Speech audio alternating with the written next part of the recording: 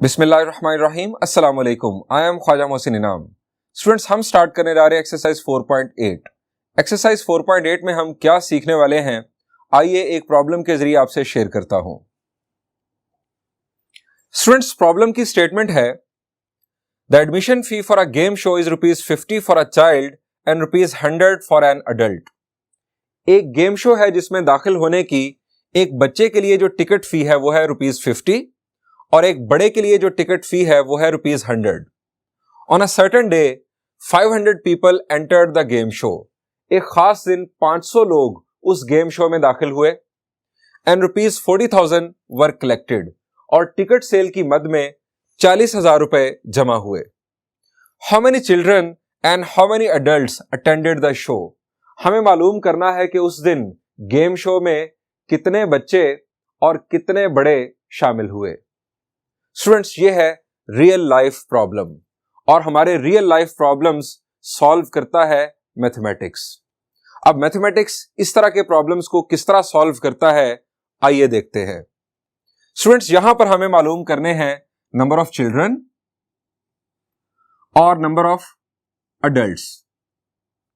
Students, इन्हीं को base बनाते हैं। हम नंबर ऑफ चिल्ड्रन को कह देते हैं x और नंबर ऑफ अडल्ट्स को y। और फिर देखिएगा होगा मैजिक, किस तरह से हम इसको सॉल्व करेंगे, यानी इस प्रॉब्लम को। Late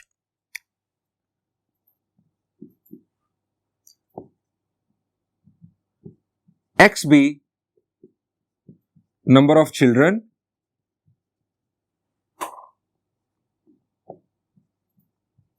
y be number of adults. अब यहां पर जरा देखें कि लिखा गया है on a certain day 500 people entered the game show. एक खास दिन 500 लोग उस गेम शो में दाखिल हुए। अब हमने कह दिया x नंबर ऑफ चिल्ड्रन को और y नंबर ऑफ अडल्ट्स को। इस 500 का ताल्लुक x और y के साथ क्या बन सकता है? जी शाबाश, 500 टोटल नंबर ऑफ पीपल हैं और x है नंबर ऑफ चिल्ड्रन और y है नंबर ऑफ अडल्ट्स, तो क्या बनता है आपके ज़हन में? जी, x और y इन दोनों का सम 500 है। जी, x प्लस y हम लिख सकते हैं is equal to 500। By given problem हम यह लिखेंगे, by given problem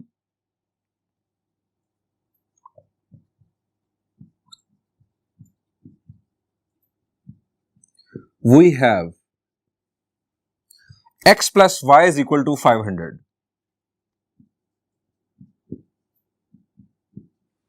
Number of children plus number of adults is equal to 500. अब स्टूडेंट्स ये देखिए 40,000, ये 40,000 बुनियादी तौर पर क्या है? ये टिकट सेल से होने वाली कलेक्शन है। अब टिकट्स दो तरह की हैं, एक है 50 रुपीज की टिकट एक बच्चे के लिए और एक है 100 रुपीज की टिकट एक बड़े के लिए। अगर मैं आपसे कहूं कि जो बच्चों को टिकट्स सेल किए गए 50 रुपीज वाले टिकट, उनसे कितनी कलेक्शन हुई, तो आप जरा फॉर्मूला सोचें क्या होगा। जी, एक बच्चे की टिकट 50 रुपीज की, अगर दो बच्चे होंगे तो फिर जी 50 इंटू 2, अगर तीन बच्चे होंगे तो 50 इंटू 3 यानी 150 रुपीज। और यहां पर नंबर ऑफ चिल्ड्रन क्या है? जी, यहां पर नंबर ऑफ चिल्ड्रन है x, यानी बच्चों को जो टिकट सेल किए गए उनसे होने वाली जो कलेक्शन है उसके लिए फॉर्मूला होगा 50 इंटू x। अब x की जो भी वैल्यू होगी उसको अगर हम 50 से मल्टीप्लाई करेंगे तो हमारे पास वो कलेक्शन आ जाएगी जो बच्चों के टिकट सेल होने से जमा हुई। यानी एक हमारे पास फॉर्मूला आ गया 50 इंटू x। अब दूसरी टिकट है 100 रुपीज की, बड़ों की टिकट, एक टिकट 100 रुपीज की। दो टिकट्स कितने के होंगे? जी 100 इंटू 2, तीन टिकट्स 100 इंटू 3। और अगर अडल्ट्स की तादाद y हो, नंबर ऑफ अडल्ट्स जो हमने लेट किया, तो फॉर्मूला क्या बन जाएगा? जी it will be 100 into y। ये अडल्ट्स के लिए हमारे पास आ गया फॉर्मूला। जो अडल्ट्स के टिकट सेल हुए उनकी कलेक्शन कैलकुलेट करने का। अब स्टूडेंट्स टोटल हमारे पास 40,000 रुपीज जमा हुए। 50x बच्चों से होने वाली कलेक्शन और 100y बड़ों से होने वाली कलेक्शन, इन दोनों का 40,000 के साथ ताल्लुक क्या बनता है? यह है टोटल कलेक्शन। तो हम क्या करेंगे जी, 50x plus 100y will be equal to 40,000। हम यहां लिखेंगे 50x plus 100y is equal to 40,000। Students, ये हमारे पास एक प्रॉब्लम से दो इक्वेशंस बन गए। दोनों इक्वेशंस में सेम अननोन्स x और y। स्टूडेंट्स, अगर किसी प्रॉब्लम के अंदर दो या दो से ज्यादा इक्वेशंस मौजूद हों with same set of unknowns, तो हम उन इक्वेशंस को कहते हैं सिस्टम ऑफ इक्वेशंस। जी, हम उन्हें कहते हैं सिस्टम ऑफ इक्वेशंस। अब यहां पर x और y की वैल्यूज हमें रिक्वायर्ड हैं। x नंबर ऑफ चिल्ड्रन और y नंबर ऑफ अडल्ट्स। अब x और y की जो वैल्यूज हम फाइंड आउट करेंगे, किस तरह फाइंड आउट करेंगे, यही है हमारा टॉपिक एक्सरसाइज 4.8 में। x और y की जो हम वैल्यूज फाइंड आउट करेंगे, उन वैल्यूज को हम कहेंगे solution of system of equations. ये x और y की वैल्यूज इन दोनों इक्वेशंस को सेटिस्फाई कर रही होंगी, इन दोनों इक्वेशंस को सेटिस्फाई कर रही होंगी। स्टूडेंट्स, एक्सरसाइज 4.8 और एक्सरसाइज 4.9 में हम सिस्टम ऑफ इक्वेशंस को डील करने जा रहे हैं। हम उन सिस्टम ऑफ इक्वेशंस का सॉल्यूशन फाइंड आउट करना सीखेंगे। आइए सिस्टम ऑफ इक्वेशंस की प्रॉपर डेफिनेशन देखते हैं। A system of equations is a collection of two or more equations with same set of unknowns। दो या दो से ज्यादा इक्वेशंस की कलेक्शन को जिसमें सेम सेट ऑफ अननोन्स हो, सिस्टम ऑफ इक्वेशंस कहा जाता है। एग्जाम्पल में सबसे पहले देखिए, ये दो इक्वेशंस, ये किस टाइप की इक्वेशंस हैं? द आंसर इज, यहां पर x की पावर भी 1, y की पावर भी 1, ये फर्स्ट डिग्री इक्वेशंस कहलाती हैं। हम इन्हें लीनियर इक्वेशंस भी कहते हैं। स्टूडेंट्स, ये दोनों लीनियर इक्वेशंस हैं और कोई जरूरी नहीं कि दोनों लीनियर इक्वेशंस हो या दोनों फर्स्ट डिग्री इक्वेशंस हो। दो डिफरेंट टाइप्स की या दो डिफरेंट डिग्रीज की इक्वेशंस भी हो सकती हैं। अब यहां पर जरा देखिए, ये फर्स्ट डिग्री इक्वेशन और ये सेकंड डिग्री इक्वेशन। ये एक्सरसाइज 4.8 का प्रॉब्लम है और यह है एक्सरसाइज 4.9 का प्रॉब्लम। यहां पर हमारे पास दोनों ही सेकंड डिग्री इक्वेशंस हैं। अच्छा, यह भी जरूरी नहीं कि दोनों के अंदर जो अननोन्स हैं या वेरिएबल्स हैं उनकी तादाद बराबर हो। आपने यहां पर देखा, यहां पर भी x और y है, यहां पर भी x और y है। यह भी कोई जरूरी नहीं। हो सकता है कि एक में x और y दोनों हो और दूसरी इक्वेशन में सिर्फ x या सिर्फ y हो, और यह भी हो सकता है कि दो से ज्यादा वेरिएबल्स भी मौजूद हों दो सिस्टम ऑफ इक्वेशंस के अंदर। Students, solution of system of equations से क्या मुराद है, आइए यह भी देख लेते हैं। What do we mean by solution of system of equations? To find values for each of the unknowns that will satisfy every equation in the system। Unknowns या variables की वो values जो सिस्टम में मौजूद, सिस्टम ऑफ इक्वेशंस में मौजूद तमाम equations को सेटिस्फाई करे, वो कहलाता है solution of system of equations. ये हमारा टॉपिक है बुनियादी तौर पर एक्सरसाइज 4.8 और 4.9 में। स्टूडेंट्स, हम किस तरह से सॉल्यूशन फाइंड आउट करते हैं, आपको एक सिंपल सी एग्जांपल यहां पर देना चाहूंगा। ये बड़ी सिंपल सी इक्वेशंस हैं। हम इन्हें लीनियर इक्वेशंस भी कहते हैं, हम इन्हें फर्स्ट डिग्री इक्वेशंस भी कहते हैं। स्टूडेंट्स, अगर मैं आपसे कहूं कि आप इन दोनों इक्वेशंस को सॉल्व कर दें, और सही अल्फाज ये होंगे कि साइमल्टेनियसली सॉल्व कर दें, तो आप जरा रिकॉल करें, आपने मैट्रिक में इस तरह की इक्वेशंस को साइमल्टेनियसली सॉल्व करना सीखा होगा। क्या किया था आपने? जी, आपको याद आ रहा होगा कि हम इन दोनों इक्वेशंस को ऐड या सब्ट्रैक्ट करके सॉल्व कर सकते हैं।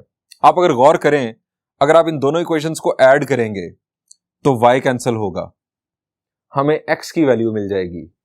दूसरा रास्ता, अगर आप इन दोनों इक्वेशंस को सब्ट्रैक्ट कर दें तो x कैंसिल होगा, y की वैल्यू मिल जाएगी। स्टूडेंट्स, अगर एक अननोन की वैल्यू मिल जाएगी, हम वो वैल्यू दूसरी इक्वेशन में पुट करके या किसी एक इक्वेशन में पुट करके इनफैक्ट दूसरे अननोन की वैल्यू भी फाइंड आउट कर सकते हैं। स्टूडेंट्स, ये तो हो गया एक रास्ता। दूसरा रास्ता ये है कि आप एक इक्वेशन में से एक अननोन की वैल्यू फाइंड आउट करें और उसे पुट कर दें दूसरी इक्वेशन में। इससे भी आपको x और y की वैल्यूज मिल जाएंगी जो दोनों इक्वेशंस को सेटिस्फाई कर रही होंगी। स्टूडेंट्स, ये तो थी बड़ी ही सिंपल सी इक्वेशंस, लेकिन एक्सरसाइज 4.8 और 4.9 में हमें इस टाइप की इक्वेशंस का सामना होगा। ये डिफरेंट केसेस होंगे, हम हर केस को वन बाय वन डिस्कस करेंगे कि हमने इन्हें कैसे सॉल्व करना है। यहां पर आपको मैं एक और काम की बात बताता हूं। हम देखते हैं कि हम इस टाइप की इक्वेशंस को ग्राफिकली किस तरह सॉल्व कर सकते हैं। जी, ग्राफिकल सॉल्यूशन भी सिस्टम ऑफ इक्वेशंस के लिए अप्लाई किया जाता है। आइए आपको ग्राफिकल सॉल्यूशन बताता हूं।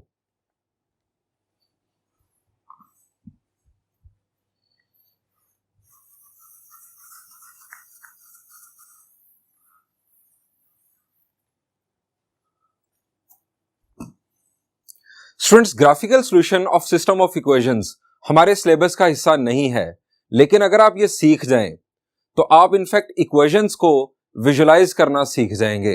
आपको मालूम हो जाएगा कि जो सॉल्यूशन हम फाइंड आउट करते हैं उसका इनफैक्ट मतलब क्या होता है। स्टूडेंट्स, सबसे पहली बात, each equation represent a particular curve on the graph. कोई भी इक्वेशन हो, अगर आप उसका ग्राफ ड्रॉ करें तो एक खास कर्व बनेगी। अब अगर आपके पास सिस्टम ऑफ इक्वेशंस है तो सिस्टम ऑफ इक्वेशंस यानी अगर आपके पास फर्ज करें दो इक्वेशंस हैं तो दो कर्व्स बन जाएंगी। अब उस सिस्टम ऑफ इक्वेशन का सॉल्यूशन ग्राफिकली आप कैसे देखेंगे, आइए आपको बताता हूं। स्टूडेंट्स, सबसे पहले simplest case of system of equations देखते हैं। ये हमारे पास एक system of equations, first equation x plus Y is equal to 2 और दूसरी equation x minus Y is equal to 1। सबसे पहली बात, ये किस टाइप की इक्वेशंस हैं? जी, ये दोनों लीनियर इक्वेशंस हैं। अब ये जो वर्ड है लीनियर, ये बना है लाइन से। अगर आप इन इक्वेशंस का ग्राफ ड्रॉ करेंगे तो हर इक्वेशन से एक लाइन ड्रॉ होगी, एक स्ट्रेट लाइन ड्रॉ होगी। x plus Y is equal to 2 की स्ट्रेट लाइन कुछ इस तरह की होगी और x minus Y is equal to 1 की स्ट्रेट लाइन कुछ इस तरह की होगी। अब हमने देखना है graphical solution of system of equations. Students, system of equations का सॉल्यूशन बुनियादी तौर पर x या y की वो वैल्यूज होती हैं जो दोनों इक्वेशंस को सेटिस्फाई कर रही हो, दोनों इक्वेशंस को सेटिस्फाई कर रही हो। अब यहां पर जरा देखें, ये दोनों स्ट्रेट लाइंस एक पॉइंट पर इंटरसेक्ट कर रही हैं।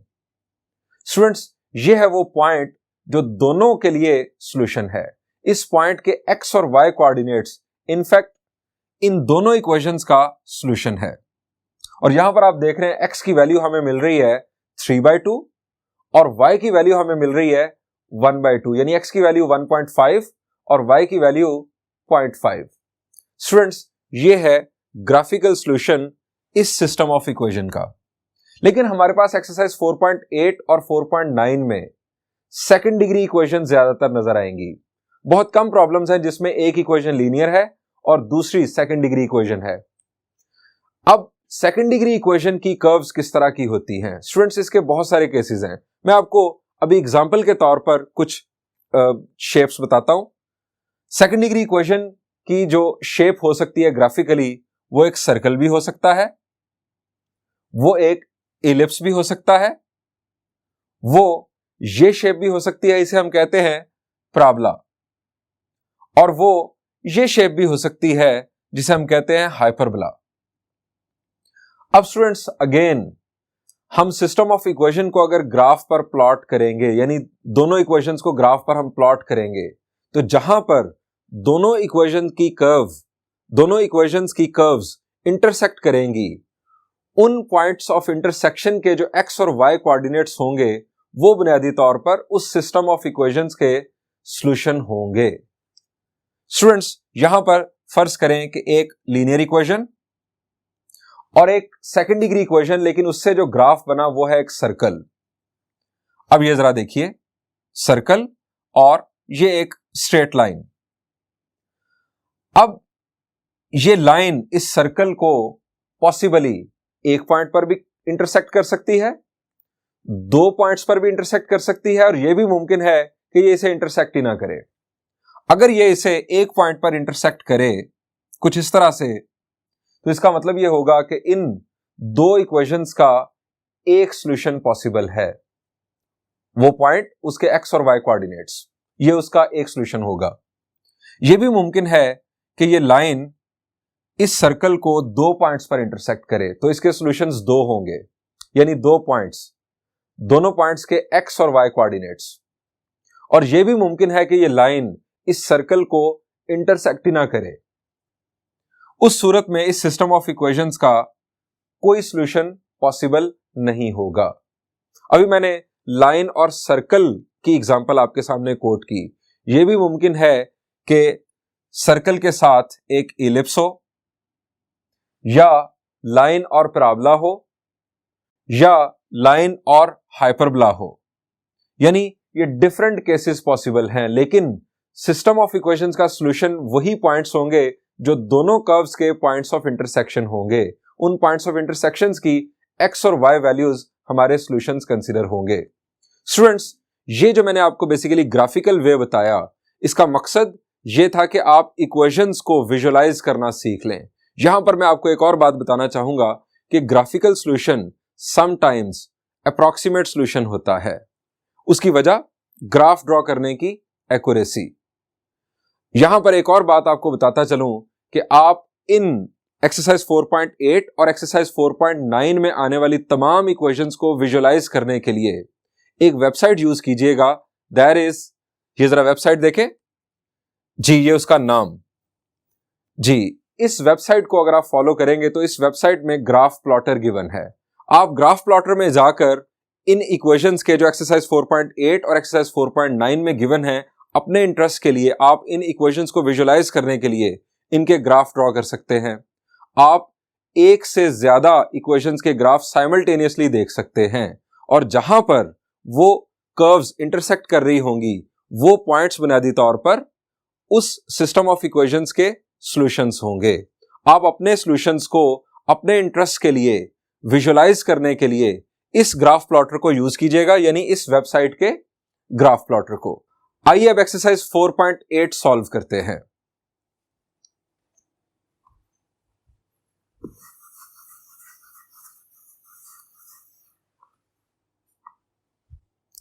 Students, cases of system of equations में फर्स्ट केस, एक इक्वेशन लीनियर होगी या फर्स्ट डिग्री इक्वेशन, और दूसरी इक्वेशन या तो सेकंड डिग्री इक्वेशन होगी वाज़े तौर पर, या वो इक्वेशन सेकंड डिग्री इक्वेशन में कन्वर्टेबल होगी, यानी उसे कन्वर्ट किया जा सकेगा सेकंड डिग्री इक्वेशन में। स्टूडेंट्स, एग्जांपल्स के तौर पर मैं अगर आपको बताऊं तो एक्सरसाइज 4.8 के प्रॉब्लम नंबर 1 से लेकर प्रॉब्लम नंबर 7 तक तमाम प्रॉब्लम्स में जो सिस्टम ऑफ इक्वेशंस गिवन है, उसमें एक इक्वेशन वाज़े तौर पर लीनियर है और दूसरी इक्वेशन या तो सेकंड डिग्री इक्वेशन है या उसे सेकंड डिग्री इक्वेशन में कन्वर्ट किया जा सकता है। स्टूडेंट्स, इस टाइप के सिस्टम ऑफ इक्वेशन को हम किस तरह सॉल्व करेंगे? आइए आपके लिए प्रॉब्लम नंबर 1 सॉल्व करता हूं।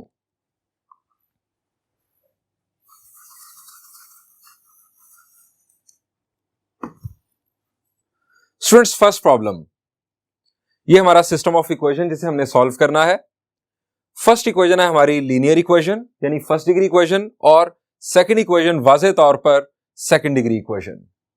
स्टूडेंट्स, इस किस्म के सिस्टम ऑफ इक्वेशंस को कैसे सॉल्व करते हैं जरा देखिए। हम नाम रखेंगे दोनों इक्वेशंस का, एक को 1 कह देंगे और एक को 2। जो आपको लीनियर इक्वेशन गिवन होगी उसमें से किसी एक वेरिएबल की वैल्यू फाइंड आउट कर लें और उसे दूसरी इक्वेशन में पुट कर दें। अब यहां पर इक्वेशन 1 है लीनियर इक्वेशन। यहां पर जरा देखें कि x की वैल्यू फाइंड आउट करना आसान है या y की वैल्यू, जरा देखें जी। y की वैल्यू अगर आप देखें तो क्या होगी, y को आप दूसरी तरफ शिफ्ट करें तो 2x - 4 will be equal to y। लेकिन अगर आप x की वैल्यू फाइंड आउट करें तो वो भी की जा सकती है, लेकिन उसमें फ्रैक्शन आ जाएगी, 4 + y डिवाइडेड बाय 2 फ्रैक्शन आ जाएगी, और फ्रैक्शन को डील करना हमारे लिए थोड़ा सा मुश्किल हो सकता है। सो हम y की वैल्यू फाइंड आउट कर लेते हैं। और ये एहतियात आप भी कीजिएगा कि y की वैल्यू या x की वैल्यू कौन सी सिंपल है। हम यह लिखेंगे फ्रॉम इक्वेशन 1,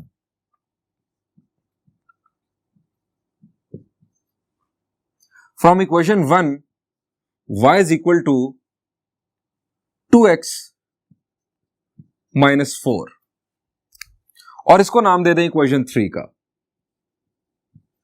इसको हमने इक्वेशन 3 का नाम इसलिए दिया कि हम जब x की वैल्यू फाइंड आउट कर लेंगे तो वो x की वैल्यू यहां पर पुट करके हम y की वैल्यूज फाइंड आउट कर सकेंगे। अब ये वैल्यू जो है y की, ये हम पुट करेंगे इक्वेशन 2 में। Put in equation 2।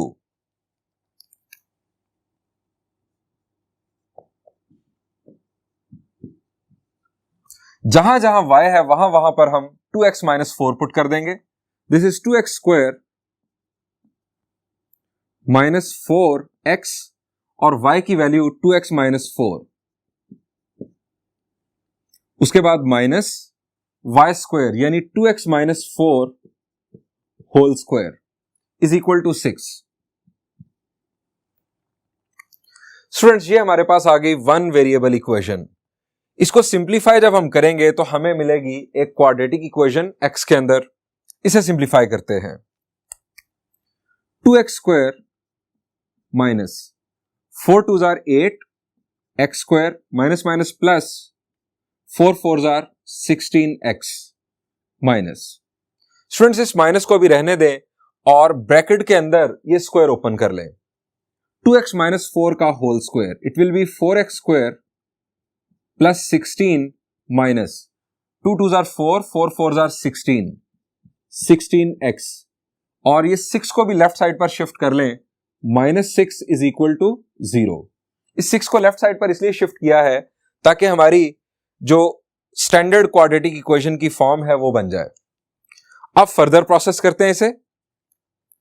2x square minus 8x square, it will be minus 6x square plus 16x minus, bracket remove होगी तो साइन चेंज होंगे। Minus 4x square minus 16 plus 16x minus 6 is equal to 0। ये sign change नहीं होगा क्योंकि इस पर ये माइनस अप्लाई नहीं हो रहा।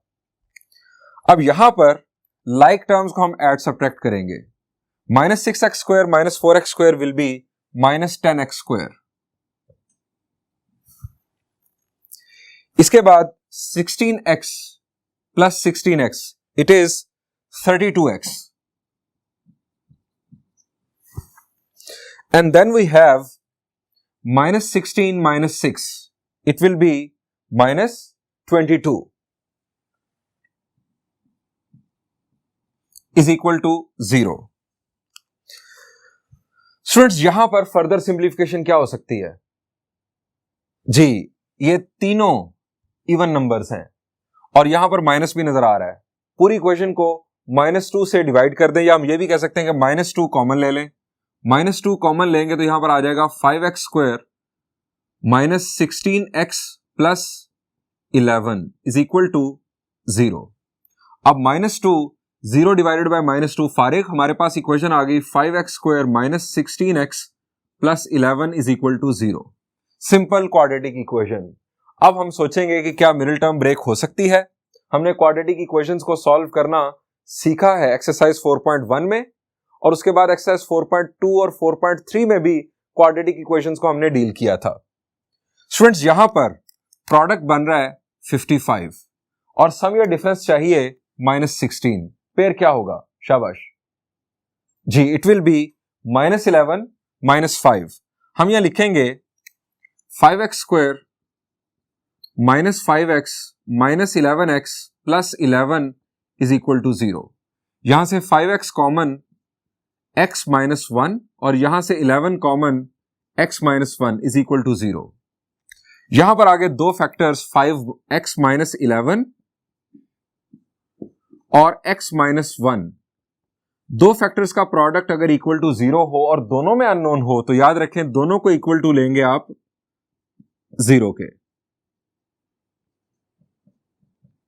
और अगर एक फैक्टर कांस्टेंट हो तो उसे आप 0 के इक्वल नहीं ले सकते। फर्ज करें यहां पर अगर 5 लिखा होता तो 5 इक्वल टू 0 नहीं हो सकता। हां, अननोन वाली टर्म इक्वल टू 0 आप ले सकते हैं। यहां से स्टूडेंट्स x की वैल्यू आ गई 11/5 और यहां से x की वैल्यू 1। अब ये दो वैल्यूज, इनको जरा हाईलाइट कर लें, इन्हें हमने यूज करना है y की वैल्यूज फाइंड आउट करने के लिए।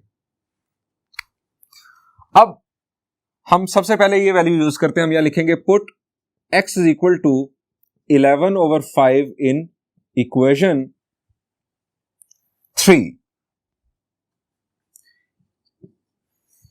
x की वैल्यू 11/5 पुट करते हैं इक्वेशन 3 में। y is equal to 2 into 11/5 minus 4।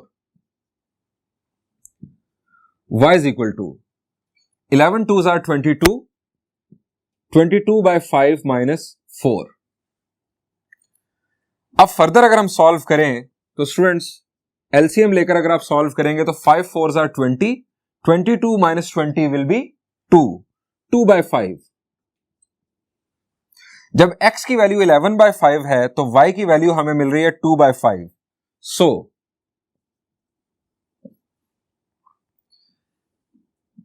11/5 x की वैल्यू और 2/5 दूसरी value is a solution. Students ये ऑर्डर्ड पेयर की फॉर्म में हमने एक सॉल्यूशन लिख दिया, ये x की वैल्यू और ये y की वैल्यू, ये हमारा फर्स्ट सॉल्यूशन। अब x की दूसरी वैल्यू यूज करते हैं। Put x equal to 1 in equation 3। Equation 3 थी हमारे पास y is equal to 2x minus 4, 2 into x minus 4, 2 minus 4 will be minus 2। Students दूसरा सॉल्यूशन हमारे पास आ गया। सो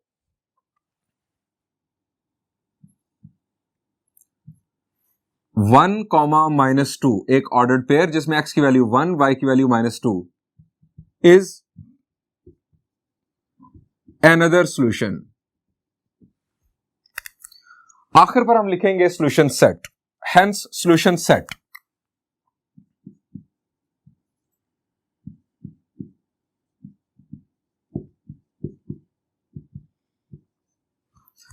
पहला ऑर्डर्ड पेयर 11/5 x कोऑर्डिनेट और y कोऑर्डिनेट है 2/5